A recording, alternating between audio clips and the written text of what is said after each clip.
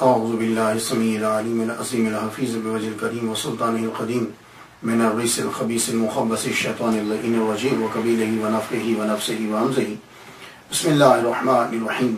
تمام نبیوں کے سردار حضرت محمد صلی اللہ علیہ وآلہ وسلم اور تمام مذاہب کے سردار دین اسلام کے پیروکاروں، السلام علیکم ورحمۃ اللہ وبرکاتہ.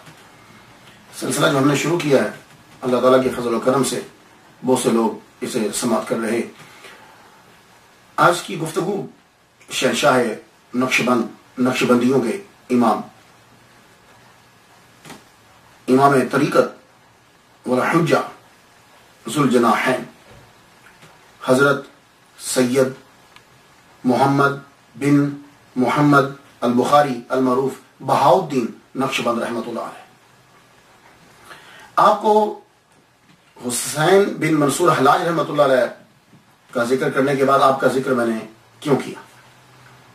اس کی ایک وجہ ہے، آپ نے فرمایا کہ منازل و مقامات طے کرتے کرتے مائے حضرت حسین بن منصور حلاج رحمۃ اللہ کی صفت 2 مرتبہ مجھ پہ ظاہر ہوئی. نزدیک تھا کہ جو آواز ان سے نکلی ہے وہ آواز مجھ سے بھی نکل جاتی. تو بخارا کے اندر ایک سولی تھی جہاں بندوں کو سولی پہ چڑھایا جاتا تھا، تو میں جب وہ کیفیت طاری ہوتی تو میں وہاں چلا جاتا اور نفس سے کہتا سن یہ سزا ملے گی اگر تو نے وہی بول دیا جو حسین بن منصور حلاج رحمۃ اللہ علیہ نے بولا. تو پھر نفس پہ ذرا قابو ہو جاتا، تو یوں میں اس منزل سے آگے گزر گیا. تو اس کے اندر تعریفی جملہ بھی ہے اور ان کا ذکر بھی ہے، اس لیے میں نے حضرت بہاؤالدین نقشبند رحمۃ اللہ علیہ کا ذکر شروع کیا. آئیے گفتگو آگے بڑھاتے ہیں، لیکن گفتگو بڑھانے سے پہلے نام کا جاننا بہت ضروری ہوتا ہے، کیونکہ اکثر اولیاء کرام جو ہیں وہ مریدین کے عطا کردہ نام یا اپنی تبلیغ اور جو ان کی صفت تھی اس کی وجہ سے وہ جو نام ملا انہیں اس سے وہ مشہور ہوئے، ان کی محنت کی وجہ سے. ان کا اصل نام جو ہے وہ محمد ہے. والد گرامی کا نام بھی محمد ہے اور دادا کا نام سید جلال الدین. اور یہ بہاؤالدین نقشبند سید ہیں، اہل بیت سے ہیں، آل رسول ہیں. ان کا شجرہ نسب جو ہے وہ فیملی ٹری جو ہے وہ حضرت امام جعفر صادق رضی اللہ تعالیٰ عنہ کے ساتھ جا کے ملتا ہے. تو یہ بات نشین رکھی، اس لیے میں سید بہاؤالدین نقشبند رحمۃ اللہ علیہ بول رہا ہوں. جب یہ سمجھ لیا تو بہاؤالدین نقشبند جو ہے وہ کیسے پڑ گیا؟ نقشبند کیسے پڑا؟ اس کی بہت سی وجوہات بیان کی گئی ہیں کہ آپ کو نقشبند کیوں کہتے ہیں. ایک وجہ تو یہ بتلائی جاتی ہے کہ خواجہ محمد بابا سماسی یا سماسی رحمت اللہ علیہ نے سید امیر کلاب سے فرمایا تھا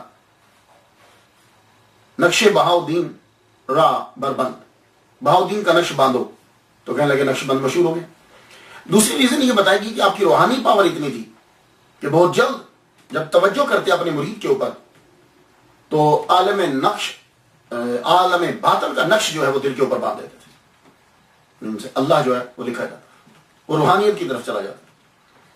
تیسری وجہ یہ بتائی جاتی ہے کہ ذکر اللہ جو ہے وہ دل پہ باندھ دیتے تھے. اور چوتھی وجہ جس کو زیادہ تر لوگوں نے مانا اور کہا، باقی سب تو تجیحات ہیں، تیسری جو اصل وجہ جو بیان کی جاتی وہ یہ ہے کہ ازبکستان کے اندر آج بھی آپ جائیں، بخارا کیپٹل ہے ازبکستان کا، ازبکستان یہ رشیا کی اسٹیٹ کے اندر آتا ہے. تو وہاں کے لوگ اور ارد گرد کے جتنے یہ ستان ہیں، افغانستان، ازبکستان، ایران، یہ سارے جو ہے ستان جتنے ہیں، یہاں قلیم جو ہے نا وہ بڑے مشہور ہیں. یہاں کے لوگ جو ہے وہ قلیم بناتے ہیں اپنے گھروں کے اندر، بچیاں بھی بناتی ہیں، سب لوگ جو ہے مل کے بناتے ہیں. تو قلیم کے اوپر جو نقش باندھے جاتے ہیں، بہت سی چیزیں اس کے اوپر ڈالی جاتی ہیں، پتے ڈالے جاتے ہیں، درخت، کچھ جو ہے جانوروں کی تصویریں بھی بنائی جاتی ہیں. تو کہتے ہیں کہ ان کے مریدین جو تھے نا وہ، اور کہتے ہیں کہ ان کی فیملی کے کچھ لوگ جو ہیں وہ یہ قلیم جو ہے یہ بنایا کرتے تھے، ان کے اوپر نقش باندھ دیتے تھے، تو اس لیے ان کو کہا گیا نقش باندھ. گاڈ نوز بیٹر، جو بھی ہے اللہ بہتر جانتا ہے. تو آپ کے والد سید محمد بن جلال الدین، ولادت کب ہوئی دور کا جاننا بھی ضروری ہوتا ہے. محرم الحرام 25 فیبروری 718 ہجری 1319 عیسوی، آپ 718 ہجری میں پیدا ہوئے اور وصال مبارک آپ کا 791 ہجری میں ہے. تو کل آپ نے 73 سال 73 ایئرز کل آپ نے 73 سال جو ہے وہ زمین کے اوپر گزارے. اور آپ جس گاؤں میں پیدا ہوئے اس کا نام قصر عارفاں ہے. پہلے ہندوان ہوتا تھا تو ان کی ولادت کی وجہ سے قصر عارفاں اس کا نام پڑ گیا. یہ قصر عارفاں جو ہے یہ بخارا کے قریب ہے. اور اب تو خیر کتنے ریڈیس جو ہے مائل 2 مائل 3 کتنا سارا علاقہ بخارا کے اندر اب آ گیا. پہلے یہ گاؤں تھا تو اب بخارا کے اندر یہ شامل ہو گیا اور بخارا جو ہے وہ ازبکستان کا کیپٹل دارالحکومت بن گیا. ابتدائی حالات جو ہیں بہت نقشبند رحمۃ اللہ علیہ کے بارے میں پہلی بات تو یہ یاد رکھ لیجیے کہ یہ بھی تکوینی اولیاء میں شامل ہوتے ہیں. تکوینی اولیاء کہ جو پیدائشی طور پر بنی کہ ان کی ولادت سے قبل جو ہے وہ ان کے بارے میں بتلا دیا گیا, یہ تکوینی اولیاء. اور پیدائشی طور پر ہی ان سے کرامات کا جو ہے وہ ظہور ہونے لگ گیا. یہ تکوینی اولیاء میں ان کا شمار ہوتا ہے. لیکن پھر بھی سبب تو بنتے ہیں, کچھ باتیں تو ملتی ہیں. ان میں سے ایک بات یہ ہے کہ حضرت خواجہ محمد بابا سماسی, ایک جگہ میں نے ڈبل ایم پڑھا ہے سماسی, ایک جگہ صرف ایک ایم ہے سماسی, یہ بھی گاؤں کا نام ہے. اس گاؤں کے نام کی وجہ سے ان کا نام پڑ گیا. اپنے مرید اور خلیفہ سید امیر کلال ان کا وصال جو ہے وہ 772 ہے ہجری ہے. امیر سید, یہ سید زادے ہیں, صحیح نسب سید ہیں. امیر کلال, کلال کہتے ہیں کمہار کو, جو برتن بناتا ہے اسے کلال کہتے ہیں. اور چونکہ یہ برتن بنانے کا کام کرتے تھے اس لیے نام کے ساتھ کلال جو ہے وہ پڑ گیا. لیکن انہوں نے اپنا نام چینج نہیں کیا. تو معلوم یہ ہوا, یہ میں نے سید امیر کلال رحمۃ اللہ علیہ کے بارے میں جو ہے نا پیر سید نصیر الدین شاہ رحمۃ اللہ علیہ سے, ان سے میں نے سنا تھا. اپنی تقریر میں وہ فرمان لگے, کیا لگے, سو دیکھا ذاتیں جو ہوتی ہیں وہ پیشوں کے حساب سے نہیں بنتی. اور یہ سید ہیں لیکن آپ نام کے ساتھ کلال لکھوا رہے ہیں اور کلال کو مہار کو کہتے ہیں. تو کہتے ہیں کہ آدمی جو ہے وہ اپنے عمل کی وجہ سے آگے بڑھتا ہے. ہر انسان جو ہے وہ مائع مہین سے ہی پیدا ہوا ہے. اگر کوئی آدمی آپ کے سامنے اپنی فیملی کا تکبر کر رہا ہو, ایک تو ہوتا ہے کہ انفارمیشن, ایک ہوتا ہے تکبر کر رہا ہو, تو اسے بتلاؤ کہ پوری دنیا کے اندر آدم علیہ السلام کے بعد جتنے بھی انسان پیدا ہوئے ہیں وہ تمام انسانوں کا پروسیس ایک ہی ہے. اگر پروسیس میں فرق ہے تو تکبر کرو, اگر پروسیس میں فرق نہیں ہے تو پھر انسان, قرآن مجید کے اندر کیا ٹھہرایا گیا کہ وہی افضل ہوگا جس کے اندر خوبیاں زیادہ ہوں گی. جس کے اندر خوبیاں زیادہ ہیں وہ افضل ہے, اور جس کے اندر خوبیاں کم ہیں وہ افضل ہرگز نہیں ہو سکتا. پدرم سلطان بود میرے ابا جی بادشاہ تھے, بھائی تم کیا ہو. تو سید امیر کلال رحمت اللہ علیہ, ان کو ملنے کے لیے خواجہ محمد تشریف لایا کرتے تھے بابا. وہ جب تشریف لاتے تو قصر عارفاں کے قریب سے گزرتے تو فرماتے یہاں سے ایک مرد کی خوشبو آتی. تو آپ جانتے ہیں اولیاء کلام مرد کسے کہتے ہیں. ہم اپنی زبان کے اندر مرد کہتے ہیں, مین کو مرد کہتے ہیں, یہ مرد ہے یہ عورت ہے. لیکن صوفیاء کرام جب کسی کو مرد کہتے ہیں تو اس سے مراد ان کی کامل صوفی ہوتا ہے, کہ جس کی ساری زندگی جو ہے وہ اللہ تعالیٰ کی راہ میں گزرتی ہے اور وہ ایک انقلاب برپا کرتا ہے, اسے وہ مرد کہتے ہیں یہاں سے ایک مرد کی خوشبو آتی. تو جب بھی کبھی وہ اپنے خلیفہ سے ملنے کے لیے آتے تو یہی فرماتے. اور پھر واپس ایک دن جب ملنے کے لیے تشریف لائے تو فرمانے لگے, سید امیر کلال سے کہتے ہیں رحمۃ اللہ علیہ سے, کیا لگے یار آج اس مرد کی آج خوشبو تیز ہو گئی ہے, آج خوشبو تیز ہو گئی ہے, لگتا ہے کہ وہ مرد پیدا ہو چکا ہے. تو اس دن حضرت سید بہاؤالدین نقشبند رحمۃ اللہ علیہ کو پیدا ہوئے 3 دن ہو چکے تھے. دیکھا آپ نے ولیوں کی ناک کا عالم کیا ہے. کیا لگتا ہے کہ تو جب بھی کبھی سید امیر کلال رحمۃ اللہ علیہ کے پاس یہ بزرگ تشریف لاتے تو ارد گرد کے جتنے بھی لوگ تھے وہ آ جاتے, برکت حاصل کرنے کے لیے, دم کرانے کے لیے, دعا کروانے کے لیے قریب آ جاتے کہ سید امیر کلال رحمۃ اللہ کے پیر صاحب تشریف لائے. تو سید جلال الدین جو دادا ہیں بہاؤالدین نقشبند رحمۃ اللہ علیہ کے, وہ بہاؤالدین نقشبند رحمۃ اللہ علیہ کو 3 دن کے ہیں اٹھائے ہوئے ان کی بارگاہ میں لیں گے. مشہور تو آگے تھے کہ حضور اس کے لیے دعا کیجیے. تو بابا خواجہ محمد بابا سماسی رحمۃ اللہ علیہ نے یوں دیکھا, فرمانے لگے دعا بھی کر دی اور ہم نے اس بچے کو اپنی فرزندی میں لے لیا, ہم اڈاپٹ کرتے ہیں, یہ ہمارا بیٹا ہے. یہ جملہ فرمایا, یہ ہمارا بیٹا ہے. اور سید امیر کلال رحمۃ اللہ علیہ سے یہ کہا, دیکھو اس کی خاص طریقے سے تربیت کرنی ہے اور یہ بچہ میں تیرے سپرد کرتا ہوں, اس کی تربیت تو نے کرنی. اس کی وجہ کیا تھی؟ وجہ یہ ہے کہ خواجہ محمد بابا سماسی رحمۃ اللہ علیہ پر اکثر غلبہ طاری رہتا تھا, استغراقی کیفیت طاری رہتی. تو جو سالک ہوتا ہے نا تربیت اسی کے ذمہ لگائی جاتی ہے. سید امیر کلال رحمۃ اللہ علیہ کی تربیت جو ہے وہ سلوک والی تھی, سالک تھے. سالک جو ہوتا ہے وہ تربیت کرتا ہے. تو بابا سماسی جو ہے وہ استغراقی کیفیت میں طاری رہتے. سم ٹائم آپ کے ذمہ باغ باغ میں جو درخت ہوتے ہیں ان کی شاخوں کو برابر کرنا، کاٹ چھانٹ کرنا، کبھی زیادہ کاٹ دیتے، کھڑے رہتے، کبھی اس طرح کی کیفیت تاری رہتی. تو آپ نے ان کے ذمہ لگایا.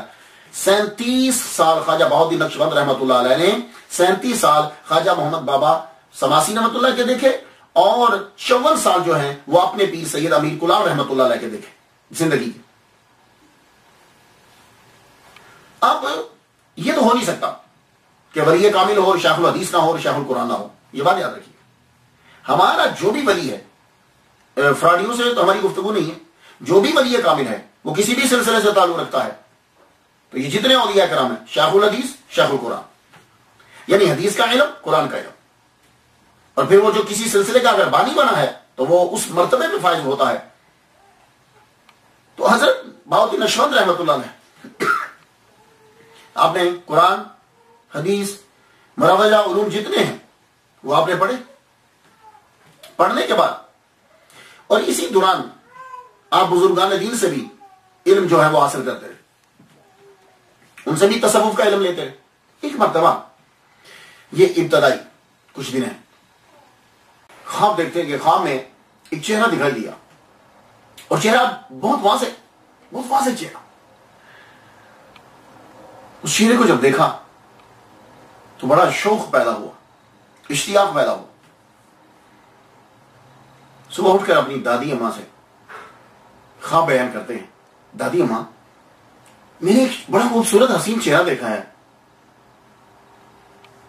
تو دادی اماں نے بتایا، بیٹے اس خواب کی تعبیر یہ ہے کہ تم ایک ترک شیخ بزرگ سے فیض حاصل کرو. کہنے لگے اچھا. پھر اپنے مشغول ہو گئے. خاص طور پر آپ کے اوپر آپ کے دادا کی نظر آئی، سید جلال الدین رحمۃ اللہ علیہ. وہ اس بچے کی، اپنے پوتے کی تربیت کا بڑا خیال کر رکھتے، اس وقت کیا پڑھنا ہے، کس بزرگ سے ملاقات کروانی ہے، کس کی صحبت میں بچے کو بٹھانا ہے.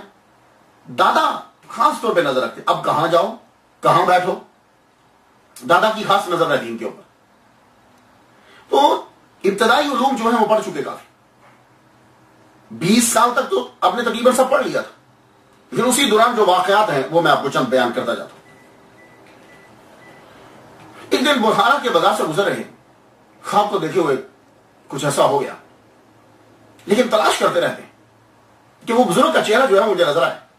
ایک دن بخارا سے گزرتے ہوئے بازار سے گزر رہے ہیں، آگے سے جو بزرگ تشریف لا رہے تھے مریدین کے ساتھ.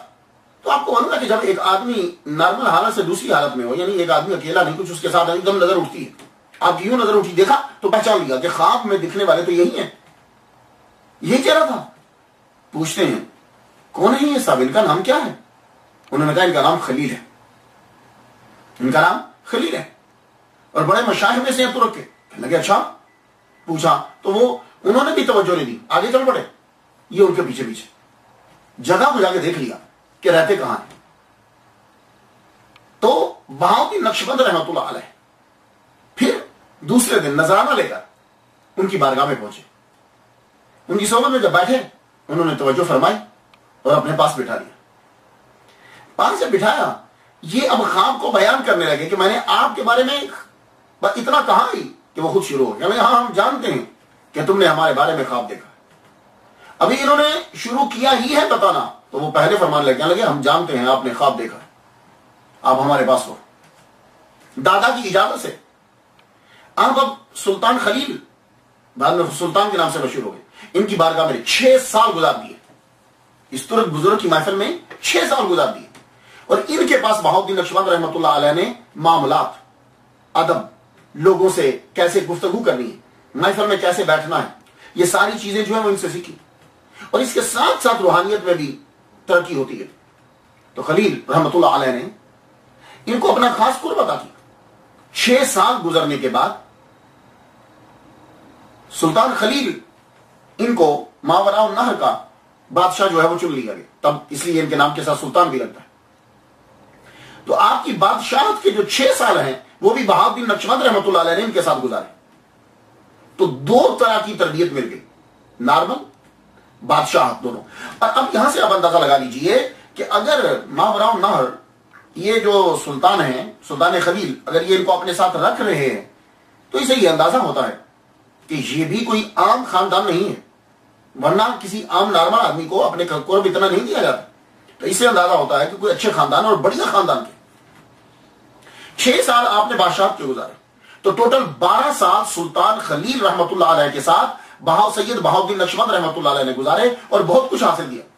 12 سال جب ہو چکے، اب ایک اور منزل آنا تھی. سلطان خلیل کی سلطنت جو ہے اس کے اوپر قبضہ کر لیا گیا. ایک عجیب جھٹکا تھا، دنیا سے ٹوٹلی طور پر کنارہ کش ہو گیا سید بہاؤالدین نقشبند رحمت اللہ علیہ.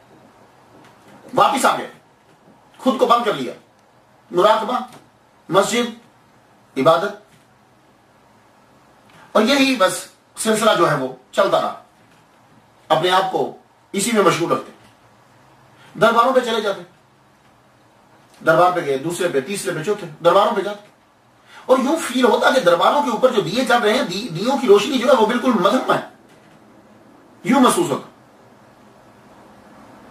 ایک دربار پہ پہنچے آپ، ایک دربار پہ جب پہنچے، وہاں بیٹھے، تو وہاں کا جو دیا تھا، دیا جو جل رہا تھا، اس کی لائٹ زیادہ تھی ذرا. اب وہاں بیٹھ گئے.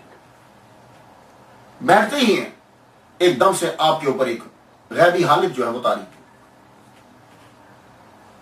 یوں دیکھتے ہیں کہ دیوار شک ہوئی اور دیوار میں سے ایک بہت بڑا تخت جو ہے وہ نکلا، اور اس کے اوپر کون براجمان ہے؟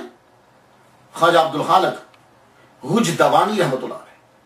یہ غین ہے، غین، غجدوانی رحمت اللہ علیہ. یہ غجدوان جو ہے یہ بخارا سے 6 مائل دور گاؤں ہے غجدوان، اس کی وجہ سے غجدوانی مشہور. وہ تخت پہ جلوہ فرما ہے، اور ان کے ساتھ جو مریدین ہیں، ان مریدین میں خواجہ محمد بابا سماسی رحمت اللہ علیہ بھی، تو ان کو تو پہچانتے تھے یہ.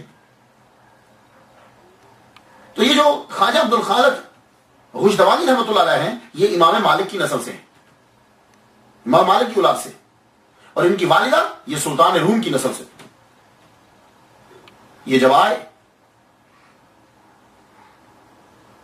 انہوں نے خواجہ محمد بابا سماسی رحمت اللہ کی طرف اشارہ کرتے ہوئے کہا، یہ ہے وہ جوان جس نے ٹوپی دی ہے آپ کو.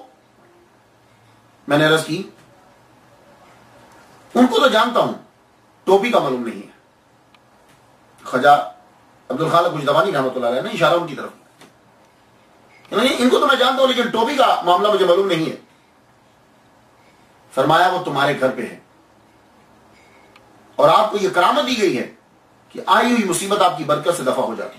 یہ خواجہ عبدالخالق غجدوانی رحمت اللہ علیہ سید بہاؤالدین نقشبند رحمت اللہ علیہ سے کہہ رہے ہیں. اور بھی بہت سارے فیض لیے آپ نے.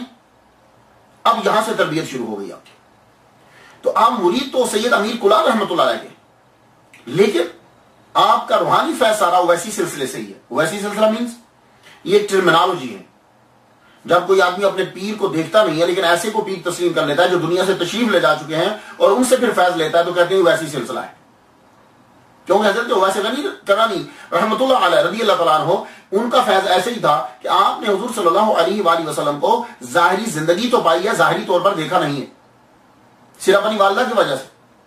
لیکن فیض اتنا تھا کہ حضور صلی اللہ علیہ وسلم کی داڑھی مبارک میں کتنے بال ہیں آپ کو معلوم تھا؟ سفید کتنے بال ہیں، یا سر میں کتنے سفید بال ہیں آپ کو معلوم تھا؟ یعنی قرب کتنا اور فیض کتنا. اللہ اکبر. کہ محمد صلی اللہ علیہ وسلم فرماتے ہیں کہ ان سے دعا کروانا اپنی امت کے لیے، اتنا فیض ہے. تو خواجہ عبدالخالق غجدوانی رحمت اللہ علیہ فیض سارا تربیت جو ہے وہ زیادہ تر انہی سے ہے. لیکن خواجہ محمد بابا سماسی رحمت اللہ علیہ، انہوں نے اپنا فرزند بنایا سید بہاؤالدین نقشبند رحمت اللہ علیہ. 18 سال عمر ہوئی تو آپ کے دادا نے سید بہاؤالدین نقشبند رحمت اللہ علیہ کو ان کے پاس بھیجا. ابتدا میں بھی تھا، اور جب 18 سال کی عمر ہو گئی تو پھر دوبارہ بھیجا، جاؤ اب ان کے پاس پھر جاؤ، تمہاری اب میں چاہتا ہوں کہ شادی کر دو، ان سے جا کے دعا لے کر آؤ. اب پھر یہاں پھر تربیت ہوتی ہے. جب آپ بابا کے پاس پہنچتے ہیں، شام کے وقت آپ پہنچے، تو عبادت ریاضت تو چل رہی ہے، گھر کا پورا گھرانہ ہی ایسا ہے. آپ نے عبادت شروع کر دی، نوافل پڑھتے رہے. تہجد کا وقت ہوا، تہجد کی نماز ادا کی. تہجد کی نماز ادا کی تو دعا مانگتے. اب یہاں بابا دعا مانگنے کا طریقہ سکھاتے. دعا مانگتے ہوئے اس محبت اور ذوق میں دعا یوں مانگے، یا اللہ مجھے مصیبت برداشت کرنے اور آپ کی محبت کی سعادت نصیب فرما دے. یہ دعا مانگی انہوں نے. خواجہ محمد بابا سماسی رحمۃ اللہ علیہ نے ملاقات کے وقت فرمایا بیٹا دعا اس طرح نہیں مانگتے کہ مجھے مصیبت برداشت کرنے کی طاقت ہے, یہ دعا نہیں مانگتے. تو کہا کیسے مانگتے ہیں بابا؟ کہا بیٹے دعا یوں مانگتے ہیں یا الہی مجھے اپنی مرضی پر چلا, مرضی کے مطابق چلا. اللہ کی مرضی اسی میں ہے کہ بندے پہ مصیبت نہ آئے, اور اگر اپنی حکمت سے اللہ اپنے بندے پہ مصیبت نازل فرماتا ہے تو اللہ خود ہی برداشت کرنے کی تو قوت بھی عطا فرما دیتا ہے اور حکمت بھی بتلاتا ہے, اور خود دعا میں اپنے لیے مصیبت نہیں مانگنی چاہیے. تو یہ بات یاد رکھیے, کبھی بھی دعا کے اندر آپ اپنے لیے کوئی مشکل چیز نہ مانگو کہ جیسے کسی نے دعا مانگی کہ مجھے دنیا میں ہی اللہ تعالیٰ سزا دے دے آخرت میں نہ دے. نہ, ایسا نہیں مانگو. ہم اس کی سزا کو برداشت کر ہی نہیں سکتے. اور دعا مانگنے کا ایک طریقہ ہوتا ہے. دعا میں ہمیشہ عافیت مانگو, خیر و عافیت, خیر و عافیت, اور عدل بھی نہ مانگو, کوئی احسان, اے اللہ احسان دے, اپنا احسان کر, اپنا فضل کر, اپنی رحمت نازل فرما. میں ایک بات بتا دوں آپ کو, اس سے ذرا سمجھ آ جائے گی. ایک دفعہ ایک بزرگ ایک جیل میں گئے تو وہاں انہوں نے اپنی نظر سے دیکھا کہ یہ بندہ تو بے گناہ ہے, بندہ بے گناہ ہے اور ولی کامل ہے, یہ یہاں کیوں بیٹھا ہوا ہے؟ کہنے لگے یار تم نے کیا جرم کیا, تم جیل میں کس لیے آئے ہو؟ تو معلوم ہے وہ کیا کہنا, جرم تو وہ نہیں کیا. تو کیا کیوں آئے پھر؟ یا پولیس پکڑ کے لے آئی؟ ایسے تو پولیس نہیں پکڑ کے لاتی, کیا ہوا؟ خود ہی بتانا. کہنے لگے ایک دن بیٹھا ہوا تھا, بھوک بڑی سخت لگی ہوئی تھی, تو میں نے اللہ تعالیٰ سے یہ کہا کہ یا اللہ تعالیٰ روز کی 2 روٹی مفت دے دیا کر. بھائی اتنا ہی کہا تھا تو پولیس پکڑ کے لے آئی. کہنے لگے اوہو بس اب تو یہاں بیٹھا ہوا روٹی مفت کی تجھے مل رہی ہے, دعا قبول ہوگی. تو مانگنا یا اللہ جو بھی چیز مانگو کو یا اللہ خیر و عافیت والی چیز دے, خیر و عافیت والی. تو یہی وہ دعا ہے کہ دعا کے اندر مصیبت کو طلب نہیں کرنا. دسترخوان بچھا, کھانا لگایا گیا, کھانا کھایا, کہتے چل بیٹا اٹھ چلتے, اور روٹی اٹھائی دسترخوان سے اور کہا یہ رکھ لو پاس. وہ سوچنے لگے سالن ہے نہیں, روٹی صرف دے دی, تو کہا کہ روٹی دی, روٹی رکھ لی. لیکن وہ لوگ ہوتے تھے وہ سوال نہیں کرتے تھے, ان کو معلوم ہوتا تھا کہ یہ بڑوں نے جو گفتگو کی ہے اس کے اندر کوئی حکمت ضرور ہوگی. وہ بڑوں کو بڑا سمجھتے تھے. آج کل کے لوگوں کو سمجھایا جائے تو وہ ناراض ہو جاتے اور ان کو ریزن کی سمجھ نہیں آتی, تو وہ سمجھتے کہ اگلا بندہ غلط کہہ رہا ہے. ایسا ہرگز نہیں ہوتا. اور یہی پیری مریدی میں ہوتا ہے کہ مرید سوال نہیں کرتا, اسے معلوم ہے کہ یہ جو کہہ رہا ہے یہ میرے فائدے کی بات کر رہا ہوگا, خواہ مجھے سمجھ نہیں آیا. روٹی جو ہے وہ اٹھا لی, روٹی رکھ لی, فرمایا چلو اب چلتے ہیں. جا رہے ہیں, قصر عارفان کی طرف چلنا ہے, امیر کلال سے ملنا ہے, وہاں پہنچنا ہے. رستے میں ایک جگہ پھر اترے, ایک عقید احمد آیا, آ کے ملا, بڑی محبت سے ملا, لیکن وہ پریشان ہے. فرمانے لگے تو پریشان کیوں ہے؟ کہنے لگا حضور بالائی تو ہے, یہ دودھ کے اوپر جو ملائی ہوتی ہے جس کو ملائی کہتے ہیں, بالائی تو ہے حضور, یعنی کریم جو ہے وہ تو ہے, روٹی نہیں ہے. آپ نے فرمایا, سید بہاؤالدین نقشبند رحمہ اللہ کی طرف دیکھتے ہوئے کہنے لگے بچے وہ نکال روٹی, دیکھا کام آئی نا, تو اس وقت کے لیے تمہیں روٹی دی تھی, مجھے معلوم تھا کہ جہاں ہم اتریں گے اس کے بعد بلائی ہے, روٹی نہیں ہے. اللہ اکبر. اس کے بعد اب آپ پہنچے, بابا کی زندگی کے آخری 37 سال انہوں نے دیکھے, اور ان کے جانے کے بعد سید جلال الدین رحمۃ اللہ سمرقند لے گئے, وہاں بزرگان دین سے ملاقات کی. پھر بخارا میں سید بہاؤالدین نقشبند رحمۃ اللہ علیہ کی شادی کرا دی. اللہ تعالیٰ نے آپ کو بیٹی بھی عطا فرمائی, اللہ تعالیٰ نے آپ کو اولاد دی. سید امیر کلال رحمۃ اللہ علیہ, ان سے بھی تربیت حاصل کی سید بہاؤالدین نقشبند, اور انہی کے ذمہ تو لگا کر لیے تھے کہ تم بہاؤالدین کی تربیت کرنا. اب خواجہ بہاؤالدین نقشبند رحمۃ اللہ علیہ عبدالخالق غجدوانی سے فیض جو ہے وہ لے رہے.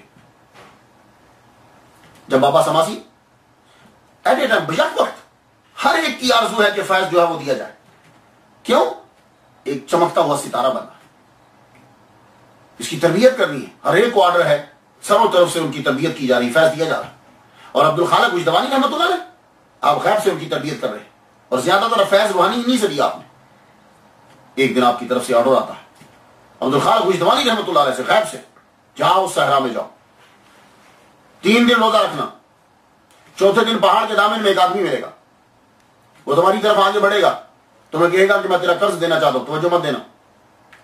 اور نشانی اس کی یہ ہے کہ گھوڑے پہ ہوگا, گھوڑے پہ زین نہیں ہوگی, اس کی بات سننا, یہ ایک امتحان ہے, جاؤ.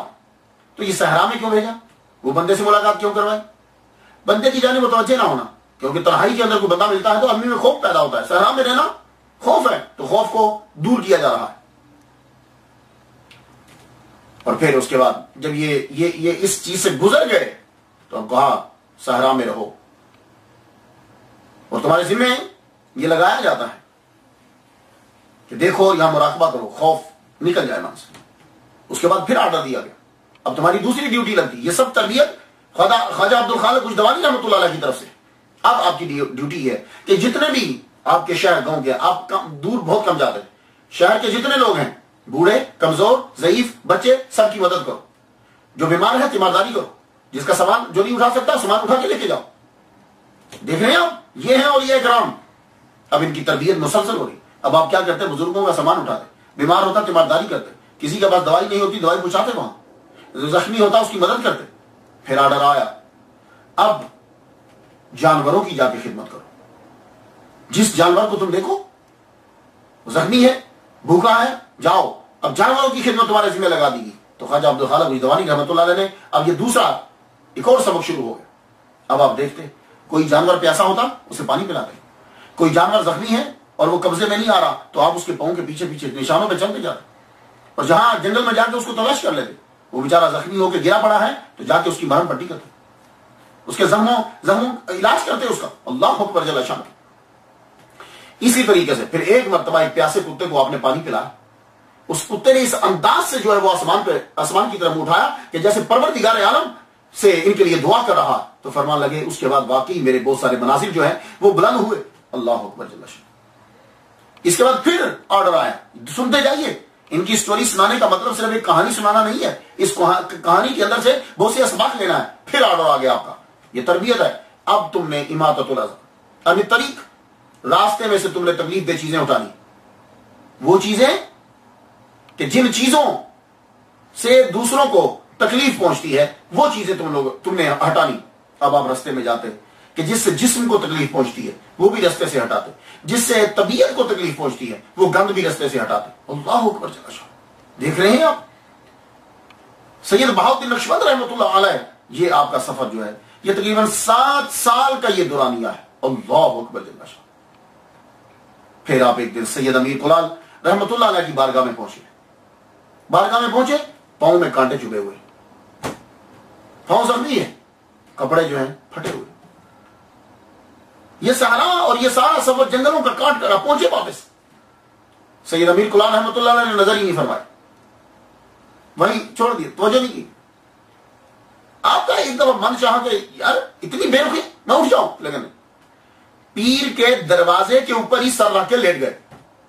تہجد کے وقت سید امیر کلال رحمۃ اللہ علیہ باہر نکلے، بہاؤالدین نقشبند کو دیکھا کہ وہی ہے، اٹھایا، اٹھا کے اپنے کمرے میں لے گئے، خود اپنے ہاتھوں سے سید بہاؤالدین نقشبند رحمۃ اللہ علیہ کے کانٹے نکالے۔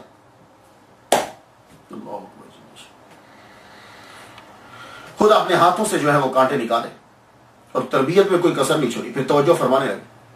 تو بہاؤالدین نقشبند رحمۃ اللہ علیہ سے پہلے جو جتنے بھی نقشبندی ہیں جو صدیقیہ کہلاتے ہیں، وہ پہلے ذکر جہر جو ہے وہ کیا کرتے تھے، ذکر جری کرتے تھے وہ، لیکن بہاؤالدین نقشبند رحمۃ اللہ علیہ کے بعد نقشبندیوں نے جہری ذکر جو ہے وہ چھوڑ دیا، پھر دل کا ذکر جو ہے وہ شروع ہو گیا۔ تو آپ کی محفل میں بیٹھ کے تربیت، اور ایک دن پھر سارے لوگوں کو بجوا تھا، سید امیر کلال رحمۃ اللہ علیہ نے اعلان کیا سب کے سامنے، دیکھو بابا جو میری ذمہ داری لگا گئے تھے، جو انہوں نے مجھے وصیت کی تھی اور جو کچھ سکھانے کو کہا تھا، اے بہاؤالدین نقشبند میں نے تجھے سب کچھ سکھا دیا، اب تیری مرضی ہے، جہاں چاہو وہاں جاؤ، میں نے تمہیں سب کچھ دے دیا، جہاں چاہو وہاں جاؤ۔ بڑی بات ہوتی ہے۔ آپ کو جب یہ اجازت مل گئی، اس کے بعد آپ نے قسم شیخ کے پاس وقت گزارا، 3 ماہ آپ تقریباً ان کے پاس رہے، عارف کرانی کے پاس 7 ماہ تقریباً جو ہے وہ آپ رہے، وہاں ذکر خفی کی آپ نے ریاضت جو ہے وہ کی۔ حضور صلی اللہ علیہ وآلہ وسلم کا کوئی احترام نہ کرے تو ولی اللہ بن جائے، ایسا ہو نہیں سکتا۔ حضور صلی اللہ علیہ وسلم کی اتباع اور احترام کے بغیر کوئی ولی نہیں بن سکتا، یہ بات یاد رکھنا، یہ نشانی ضرور دیکھا کرنا کہ اس شخص کے اندر احترام ہے۔ بہاؤالدین نقشبند رحمۃ اللہ علیہ کے اندر ہم یہ دیکھتے ہیں احترام، اللہ اکبر جل شانہ۔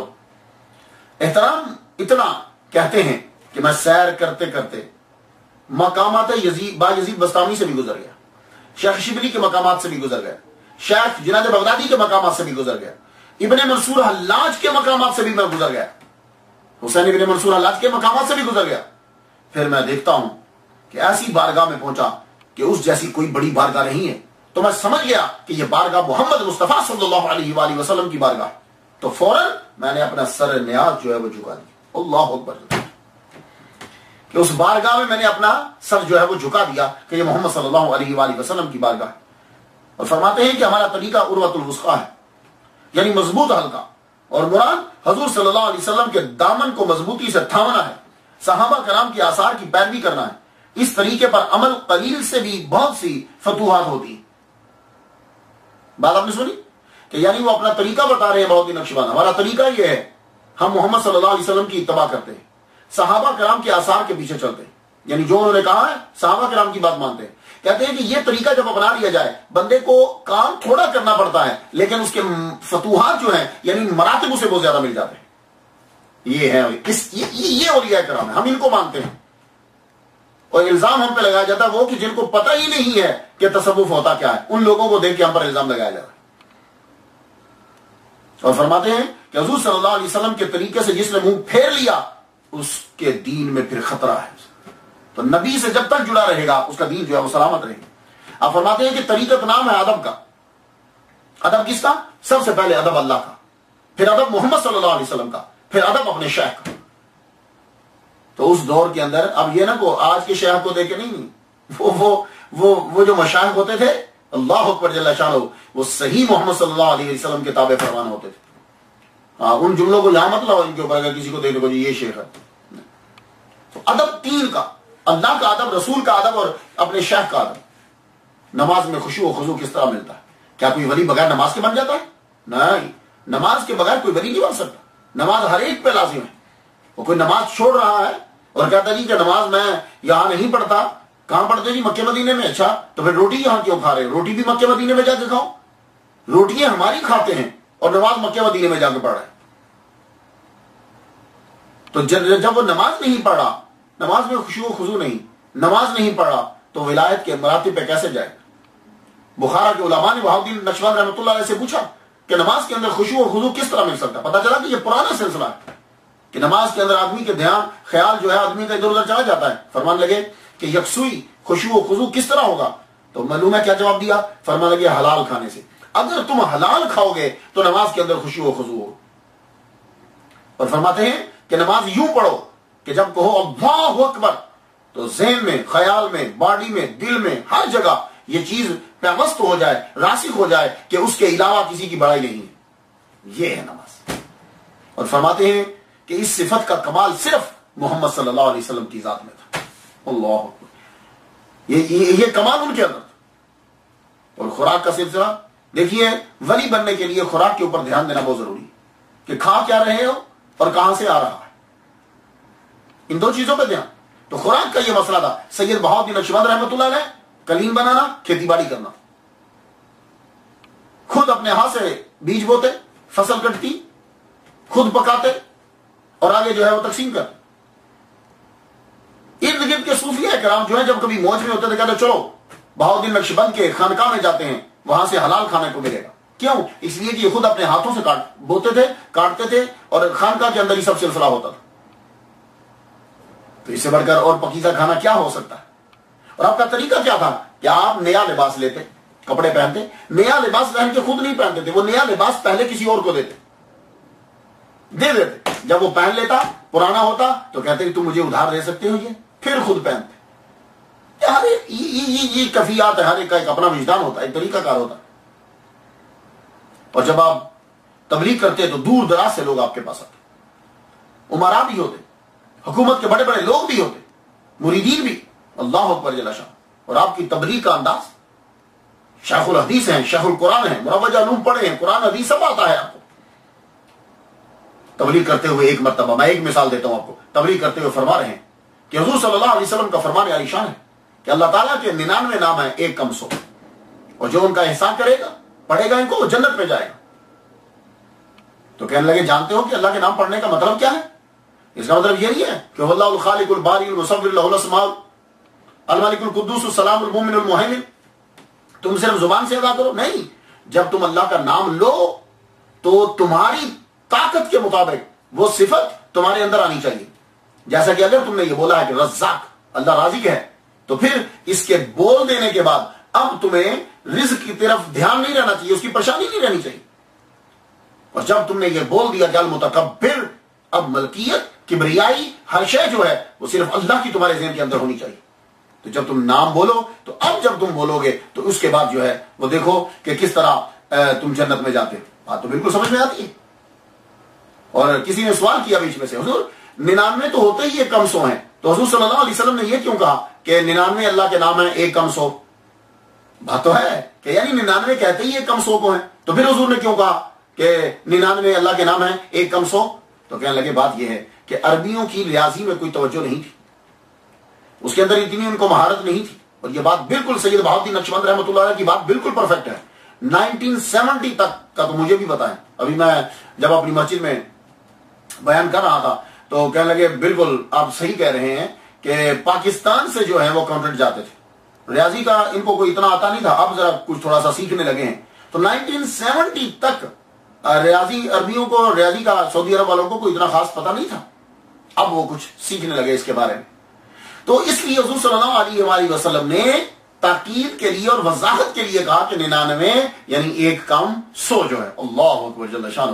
محمد مصطفیٰ صلی اللہ علیہ وآلہ وسلم کہ جو ماننے والے ہوتے ہیں وہ استقامت کے اوپر زیادہ, جتنا کوئی ولی بڑھتا جائے گا وہ استقامت کی طرف بڑھتا جائے گا, پھر کرامت کو چھوڑتا جائے گا. کیا مطلب؟ یعنی جب اس پر مصیبت آئے گی تو اب وہ مصیبت کو توڑنے کے لیے اپنی ذات کے لیے کرامت کا ظہور نہیں کرے گا. یہ کہتے ہیں استقامت.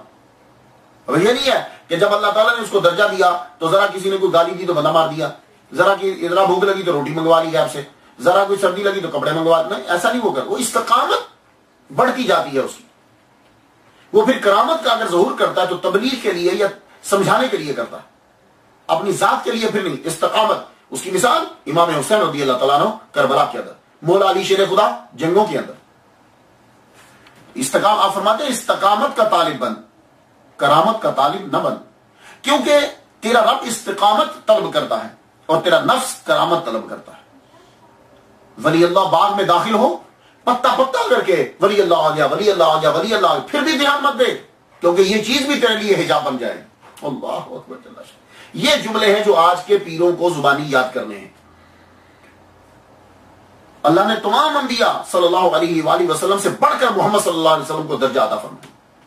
کیا اس سے یہ درجہ کم ہے کہ محمد صلی اللہ علیہ وسلم سے کہہ دیا گیا؟ اب جو بھی ترجمہ کریں, لیکن ظاہر تو یہی کہا گیا کہ نبی صلی اللہ علیہ وسلم آپ کے اگلے پچھلے کوئی گناہ نہیں, صاحب کلیئر. یہ جملہ کہہ دینا خدا کی طرف سے بہت بڑا اعزاز ہے.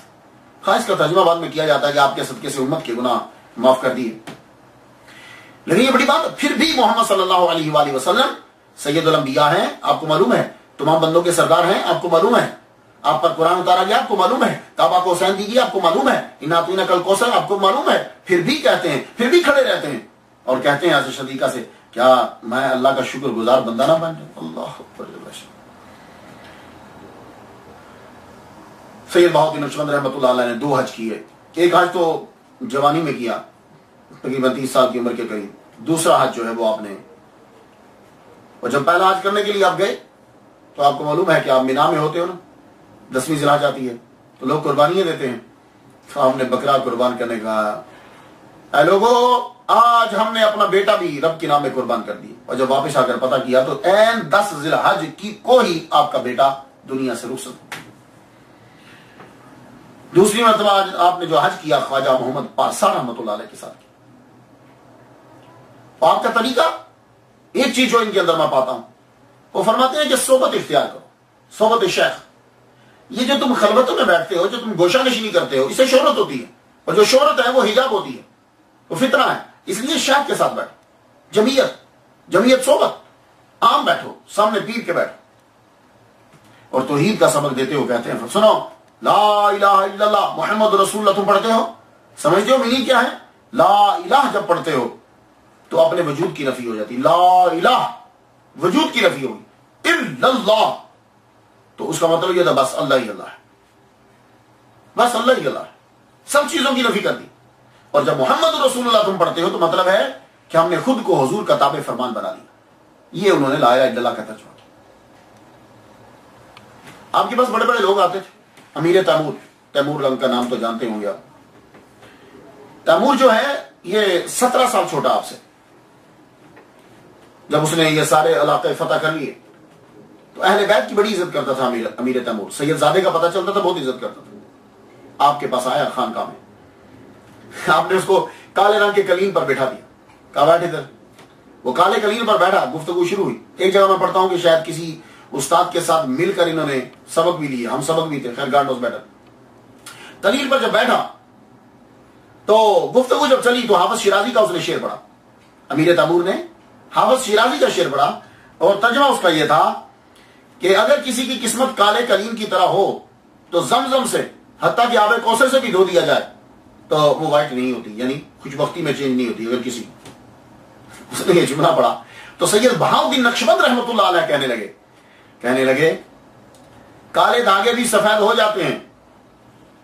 کوئی مرد بولے تو یوں ہاتھ مارا کالے قلین پر جس پہ وہ بیٹھا ہوا تھا. تو آپ جانتے ہیں کہ یہ قلین کون سے کلر کی, یہ دھاگا ہی پکا کالا ہوتا ہے. تو یوں جب مارا ہاتھ تو جس قالین پر امیر تیمور بیٹھا ہوا تھا وہ سارے کا سارا سفید ہو گیا. اللہ اکبر.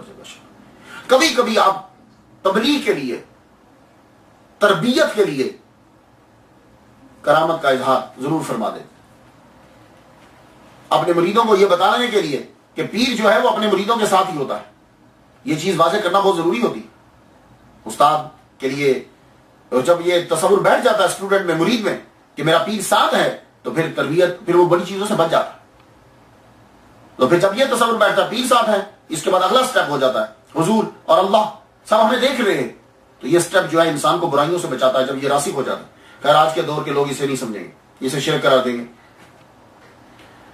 آپ کے ایک مرید تھے, قطب الدین ان کا نام تھا. ایک دن قطب الدین سے کہنے لگے قطب الدین جاؤ وہ کبوتر سارے جو ہے وہ پکڑ کے لاؤ اور ان کو ذبح کر کے لاؤ, ان کا گوشت جو ہے وہ پکانا ہے سالن, اور اس کے بعد غریب یہ جتنے خانقاہ کے لوگ ہیں یہ کھانا کھائیں گے. قطب الدین کبوتروں کو ذبح کر رہے ہیں کہ آج باورچی خانے میں خانقاہ میں پکے گا سالن. ذبح کرتے ایک کبوتر ان کو بہت اچھا لگا, انہوں نے اس کو بیچ میں سے نکال کے رکھ لیا کہ میں اس کو کیوں ذبح کرنا, مجھے اچھا لگ رہا. اب جب سالن پک کر آ گیا تو سید بہاؤالدین نقشبند رحمۃ اللہ علیہ جو ہے وہ خود اپنے ہاتھوں سے تقسیم کیا کرتے تھے. بڑا اعزاز سمجھتے تھے, وہ اپنے ہاتھوں سے تقسیم کرتے تھے. سب جو ہے مریدین بیٹھ گئے, اب آپ کھانا تقسیم کرنے لگے. سالن بھی رکھتے, روٹی بھی رکھتے, سالن بھی رکھتے, روٹی بھی رکھتے, سالن بھی رکھتے, روٹی بھی. اور جب قطب الدین کی باری آئی آپ نے روٹی رکھ دی, سالن نہیں رکھا. تو انہوں نے یوں دیکھا سوالیہ نظروں سے کہ یعنی سب کو سالن روٹی دیتے آ رہے ہو, مجھے سالن کیوں نہیں دیا. تو اب مرید کی تربیت کے لیے دیکھا, کیا لگے تم نے اپنے حصے کا سالن لے لیا, تم نے اپنے حصے کا کبوتر لے لیا, روٹی بچتی تھی وہ تمہیں میں نے دے دی. تو یعنی یہ واضح کرنا تھا کہ تم یہ سمجھتے ہو کہ تمہارا پیر تم سے دور ہے. نہیں, پیر مریداں دے سر تے رہندے, پاویں جھوٹے ہون یا سچے, یعنی مرید سچے ہوں یا جھوٹے ہوں, پیر تو بہرحال ان کا خیال رکھتا ہے. ایک مرتبہ آپ نے تربیت کرنا تھی اور اس کی طرف آپ بہت دھیان دیتے تھے. سید بہاؤالدین نقشبند رحمۃ اللہ علیہ کو غصہ انتہائی برا لگتا تھا, اور غصہ ہے ہی بری چیز.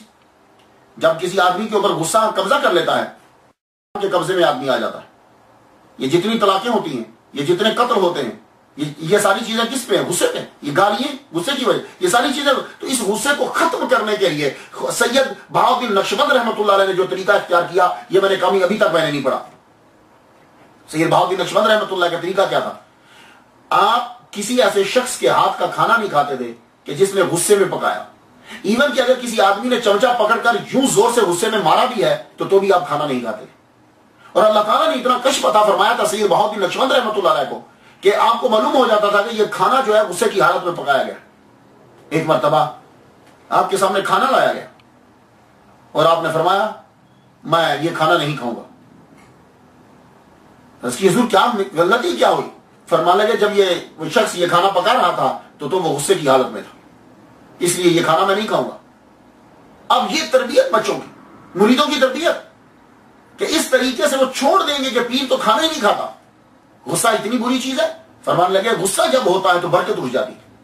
اسی لیے گھر کے اندر یہ یاد رکھیے, جب کبھی کھانا پکانے لگو اللہ اور قرآن کو پڑھتے ہوئے غصے میں پکاؤ گے, کھانے سے برکت ہی نکل جائے گی. اور جب کھانے سے برکت نکل گئی تو پھر اصلاح کس طریقے سے ہو سکتی ہے؟ اللہ اکبر جل شانہ۔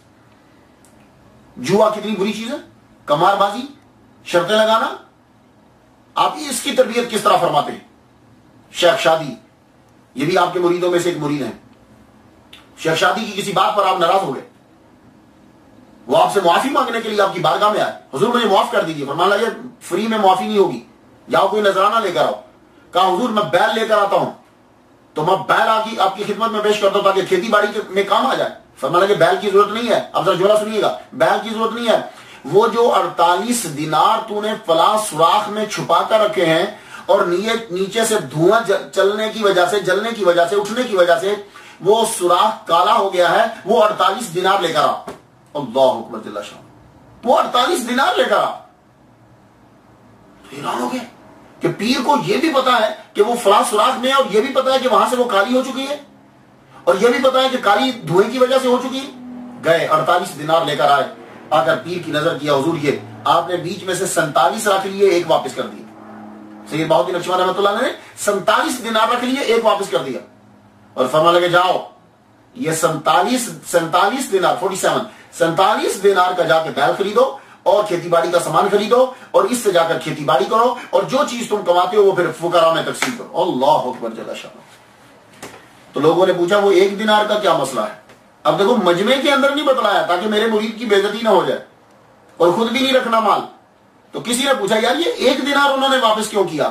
کہنے لگا مجھے یاد آ گیا، اور میرے پیر کی نظر دیکھو کتنی ہے، کہ ایک وقت تھا کہ میں نے شرط لگائی کسی سے، اس شرط میں سے یہ میں 1 دینار جیتا تھا، اور تمہیں پتا کہ شرط جائز نہیں ہے، تو یہ 1 دینار حرام کا تھا، میرے پیر نے بیچ میں سے نکال کے مجھے واپس کر دیا، اور وہ 47 دینار جو ہے۔ اللہ اکبر جل شانہ۔ اور اولیاء کی گستاخی، اور یہ بات یاد رکھیے گا، کوئی بھی ولی شیخ کا یا شیخ کی گستاخی برداشت نہیں کرتا، کوئی بھی ولی دوسرے ولی کی گستاخی برداشت نہیں کرتا، ان کے یہاں ادب ہوتا ہے، ہر ایک کا ادب کیا جاتا ہے۔ آپ نے دیکھا خواجہ میری چشتی رحمۃ اللہ علیہ کتنا ادب کر رہے ہیں، داتا صاحب کے دروازے سے گزرتے ہیں تو رک کے گئے 40، اور ادب۔ خواجہ بابا فرید الدین گنج شکر آتے ہیں، ادب، ہر ایک جو آتا ہے دوسرے کا ادب کرتا ہے۔ یہ اولیاء کرام ہے، یہ تصوف کے اندر ہے، ادب بہت ضروری ہوتا ہے۔ اولیاء کی گستاخی انسان کی زندگی کو تباہ کر دیتی ہے۔ آپ کے ایک مرید تھے نیک روز، ایک دن آئے ملنے کے لیے، سید بہاؤالدین نقشبند رحمۃ اللہ علیہ کے پاس ملنے کے لیے آئے، تو بڑے پریشان ہیں، غصے میں۔ کہا کیا ہوا، کیوں غصہ کر رہے ہو؟ غصہ نہیں کرنا چاہیے۔ کہا حضور کیا بتاؤں آپ کو، ایک آدمی ہے حسین نامی میرے گاؤں میں، مجھے بھی برا کہتا رہتا ہے، لیکن کوئی بات نہیں، میں کیا، میری اوقات کیا، لیکن پیر صاحب جب وہ آپ کو برا کہتا ہے تو میں برداشت نہیں کر پاتا، اور یہ اس کا 1 دن کا وتیرہ نہیں، اب تو میں تنگ آ گیا ہوں۔ کیا لگے اچھا جاؤ، فرمانے لگے ٹھیک ہے، دین و دنیا میں رسوا ہوگا، دنیا میں بھی اور یہاں بھی رسوا ہوگا، دنیا اور آخرت میں رسوا ہوگا، چلے جاؤ۔ وہ نیک روز کہتا ہے کہ میں عصر کے وقت پیر سے مل کے اب میں چلا، شام کو میں تقریباً اپنے گاؤں میں پہنچ گیا۔ میں پہنچا ہوں تو حسین ادھر سے کھانا لے کر آ رہا ہے، کھانا لا کے اس نے اپنے خادم کو دیا کہ لے تو کھا۔ خود وہ سامان کو سمیٹنے لگا تو اتنے میں ایک بھیڑیا نمودار ہوا، اس نے ایک دم حملہ کیا اس کے اوپر، یہ ناک اور ہونٹ اس نے نوچ لیے، ناک بھی کٹ گئی اور ہونٹ بھی کٹ گیا۔ تو آپ ذرا تصور کیجئے کہ جس کے چہرے پہ ناک نہ ہو اور ہونٹ نہ ہو کتنا بھیانک ہو جاتا ہے وہ، تو اتنا بھیانک اس کا چہرہ ہو گیا۔ اور یہی ہے محمد صلی اللہ علیہ وسلم کا جو فرمان ہے کہ اللہ تعالیٰ جو یہ کہتا ہے کہ من عاد لی ولیا فقد آذنت بالحرب، جو میرے ولی سے دشمنی کرے گا اللہ فرماتا ہے اسے اعلان جنگ کرتا ہوں۔ اس کا ترجمہ کیا ہے، میں اعلان جنگ کرتا ہوں؟ اس کی تفسیر صحیح جو ہے وہ یہی ہے کہ اس آدمی کا چہرہ مسخ ہو جاتا ہے مرنے سے پہلے۔ یہ یاد رکھ لیجیے، اس کا یہی ترجمہ۔ فقد آذنت بالحرب کا ترجمہ یہ نہیں کہ اللہ تعالیٰ اس کو گولی مارے گا، اللہ تعالیٰ یا تلوار چلائے گا، مرنے سے پہلے اس کا چہرہ مسخ ہو جاتا ہے۔ تو اگر اپنے چہروں کو خوبصورت رکھنا چاہتے ہو تو پھر اولیاء کرام کی عزت اور تعظیم کرو۔ آپ کے ملفوظات بھی ہیں، بہت سی تعلیمات آپ نے دی، کیا خوبصورت کلام، آپ جا کے پڑھ لیا۔ اب اتنا وقت نہیں ہوتا کہ میں آپ کو ان کا سارا بتلاؤں، چند چند باتیں بتلاتا جاتا ہوں تاکہ آپ کے اندر شوق پیدا ہو اور پھر آپ ان کے بارے میں جانیں۔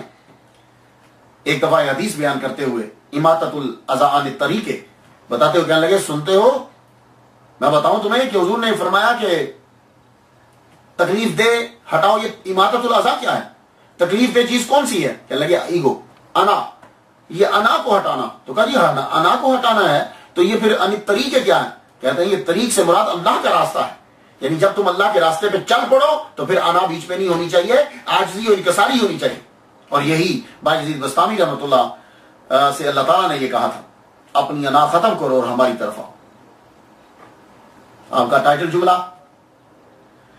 فرماتے ہیں کہ یہ ضروری نہیں جو دوڑے اسے گیند مل جائے، مگر ملتی اسی کو ہے جو دوڑتا ہے. یہ ضروری نہیں کہ جو دوڑے اسے گیند مل جائے، مگر ملتی اسی کو ہے جو دوڑتا ہے. آپ کی زیادہ تر روایات آپ کے مرید اور آپ کے داماد حضرت علاء الدین عطار رحمۃ اللہ علیہ سے روایات ہیں. اپنے ڈیٹیل کے ساتھ ان کے واقعات کو لکھا ہے. علاء الدین عطار رحمۃ اللہ علیہ آخری عمر، اور آپ اپنے حجرے میں رہیں گے. آپ اپنے حجرے میں ہی ہمہ وقت رہتے، جہاں آپ کا مزار ہے، آپ کی اپنی جگہ ہے، اور یہی آپ کا یہ باغ سارا، یہ جگہ سب آپ کی تھی. اسے آپ غور سے ملاحظہ کیجیے، کچھ ان کے بارے میں جان لیجیے. یہ جو تصویر آپ دیکھ رہے ہیں یہ ان کی شبیہ ہے. حضرت سید بہاؤالدین نقشبند رحمۃ اللہ علیہ کی کسی شخص نے جو ہے وہ ہاتھ سے بنائی ہوگی. یہ جو ہے یہ جگہ آپ جس طرح نشان دیکھ رہے ہیں، یہ ان کا اپنا کمرہ تھا، اور یہیں جو ہے حجرہ بنایا گیا. یہ آپ کا روزہ مبارک ہے. یہ اسے واکنگ ٹری جو ہے وہ بولا جاتا ہے. یہ اسٹک ہوتی تھی، بعد میں یہ درخت بن گیا. یہ ہاتھا، یہاں لوگ جو ہیں وہ بیٹھتے ہیں. آئیے اب ڈیٹیل سے ذرا دیکھیے. یہ پورا کمپلیکس ہے. یہ کمپلیکس یہ آپ کی اپنی جگہ تھی، یہاں باغ تھا آپ کا. اس میں اپنی ظاہری زندگی کے اندر آپ نے یہاں مسجد بنائی، خانقاہ بھی یہی تھی، مدرسہ بھی یہی تھا، آپ کا حجرہ مبارک بھی جو ہے وہ یہی تھا. بعد میں مرور زمانہ وقت گزرتے گزرتے یہاں جو ہے اب یہ آثار قدیمہ کا بھی مرکز ہے، لوگ آتے ہیں، اور روحانیت کا بھی یہاں مرکز ہے. یہ ہاتھا آپ دیکھ رہے ہیں، یہاں عورتیں بھی آتی ہیں، مرد بھی جو ہے وہ یہاں آتے ہیں اور آ کر جو ہے وہ زیارت کرتے ہیں. اب یہ ازبکستان جو ہے، یہ بخارا اس کے کیپٹل ہے ازبکستان کا. اب یقیناً یہاں بریلوی تو نہیں آئے ہوں گے نا، یہ تو ہم سے بھی پہلے کے ہیں، بریلویوں سے بھی پہلے کے ہیں، اللہ حضرت کی پیدائش سے بھی پہلے کے ہیں یہ لوگ. تو یہاں آ کر جو ہے یہ سلام پڑھتے ہیں، فاتحہ بھی جو ہے وہ پڑھتے ہیں. یہ پورا جو ہے ہاتھ آپ دیکھ رہے ہیں، یہ ان کا ان کی اپنی ہی زمین تھی.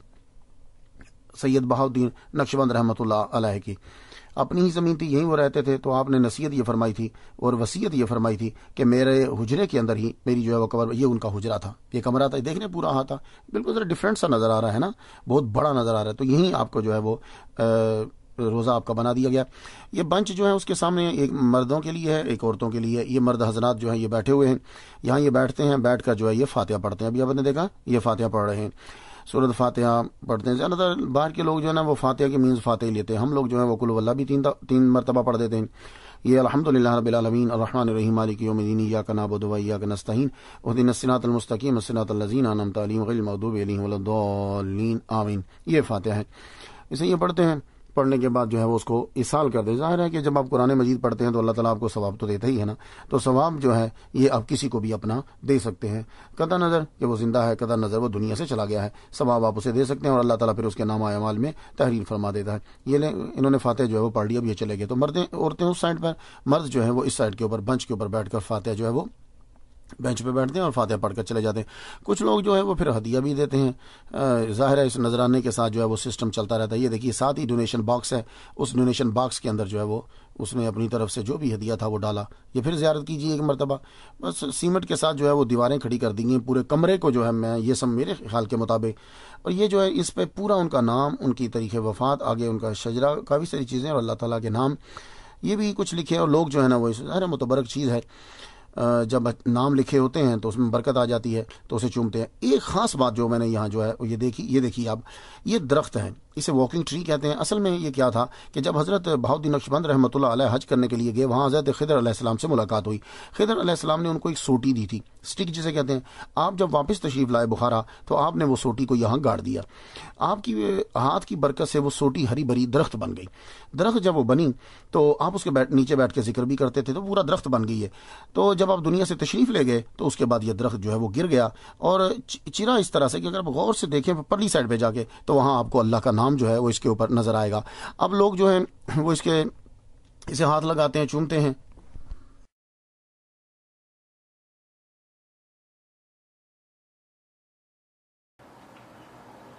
شیخ علاء الدین رحمۃ اللہ سے کہ یاسین پڑھو، اور جانے سے پہلے آپ کیا کہتے، ہم تمہیں بتلائیں گے جب ہمارا وقت آئے گا تو ہم تمہیں بتلائیں گے کہ مرتے کیسے. تو شیخ علاء الدین سے یہ کہا اپنے داماد سے، تم یاسین پڑھو. سورہ یاسین جب پڑھی جانے لگی، آدھی سورہ یاسین پڑھی گئی، کمرہ روشن ہو گیا، تجلیات کا ظہور ہونے لگا. آپ نے ایک دم سے ہاتھ اٹھا دیا، ہاتھ اٹھایا، آدھی یاسین ہوئی. آپ نے ہاتھ اٹھایا، مانگتے رہے مانگتے رہے مانگتے رہے مانگتے رہے، اللہ سے دعا کرتے رہے، پھر ایک دم سے آپ نے ہاتھ اپنے یوں جب چہرے پر پھیرا اور اسی وقت جو ہے وہ آپ کی روح جو ہے وہ کف سے انصری سے پرواز کر گئی، آپ نے روح کو جو ہے وہ خیرات کر دیا۔ تو 791 ہجری سوموار 3 ربیع الاول کو آپ کا وصال ہوا۔ تو اگر کبھی ازبکستان میں جانا ہو تو ضرور زیارت کیا کریں۔ اور ازبکستان کے دارالحکومت بخارا میں جو ہے وہ آپ کا روزہ ہے۔ میں نے تو ایک دفعہ فاتحہ پڑھ دی ہے اور آپ لوگوں کے لیے آپ بھی ان کے لیے فاتحہ ضرور پڑھیے۔ اللہ تعالیٰ ہمیں عمل کی توفیق عطا فرمائے۔ ٹائٹل جملہ سماعت کر لیجئے، یہ ضروری نہیں جو دوڑے اسے گیند اسے بال مل جائے، مگر ملتی اسی کو ہے جو دوڑتا ہے۔ وآخر دعوانا الحمدللہ رب العالمین۔